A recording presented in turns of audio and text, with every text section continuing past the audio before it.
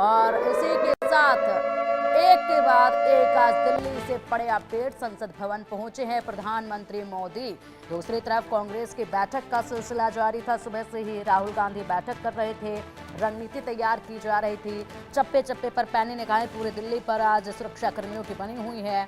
शाहीन बाग की तस्वीरें हमारे सहयोगी जावेद ने अभी आपको दिखाई, किस तरीके से यहाँ पर भी फोर्सेस तैनात की गई हैं और साथ ही साथ यहाँ फ्लैग मार्च भी निकाला जा रहा है।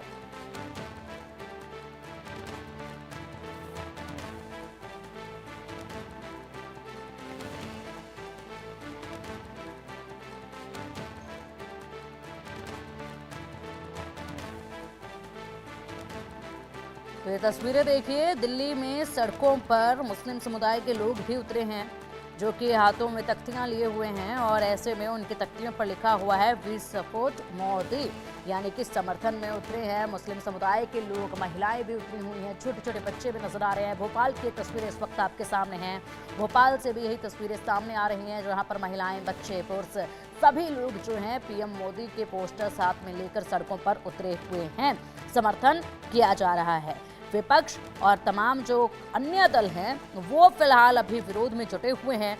हालांकि बहस अब 1 घंटे का समय रह गया है। 1 घंटे के बाद पटल पर रखा जाएगा बिल और उसके बाद चर्चा की शुरुआत होगी। चर्चा में क्या कुछ पॉइंट्स रखे जाते हैं विपक्ष की तरफ से, ये देखने वाली बात होगी। लेकिन दिन भर आज हलचल दिल्ली में काफी तेज रहने वाली है। लगातार दिल्ली की ग्राउंड जीरो से रिपोर्ट्स भी आपको दिखा रहे हैं, तमाम प्रतिक्रियाएं भी आप तक पहुंचा रहे हैं। ऐसे में दिल्ली में सुरक्षा व्यवस्था पुख्ता है।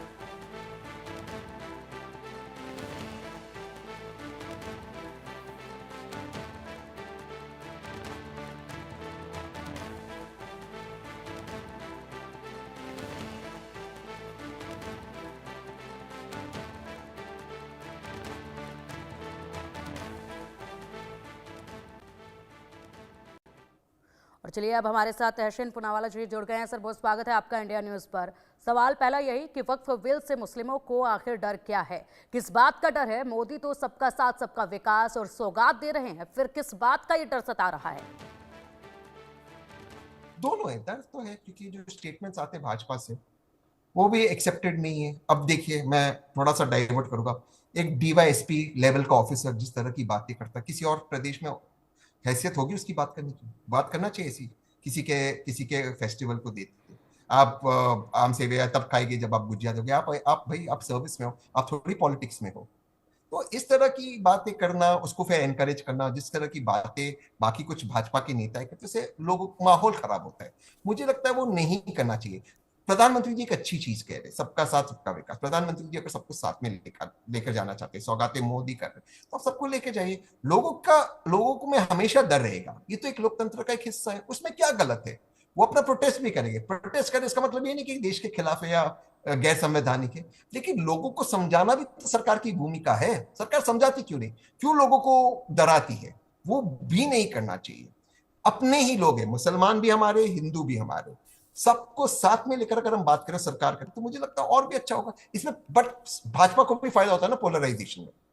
फायदा तो भाजपा, आखिर में तो नंबर के गेम है, पार्लियामेंट में नंबर चाहिए, तो जितना पोलराइजेशन होगा, जितना विपक्ष को होगा, उतना ही भाजपा को भी होगा। तो भाजपा तो पोलराइजेशन चाहती है। ठीक है तहसीन जी, बहुत शुक्रिया आपका इंडिया न्यूज़ के साथ जुड़ने के लिए, अपने विचार साझा करने के लिए। और इसी के साथ रत्नाकर जी, मनोज जी, शान जी, दास बिहारी जी, आप सभी का बहुत बहुत शुक्रिया इंडिया न्यूज़ के साथ जुड़ने के लिए, चर्चा में शामिल होने के लिए, महत्वपूर्ण जानकारी हमारे दर्शकों तक पहुंचाने के लिए।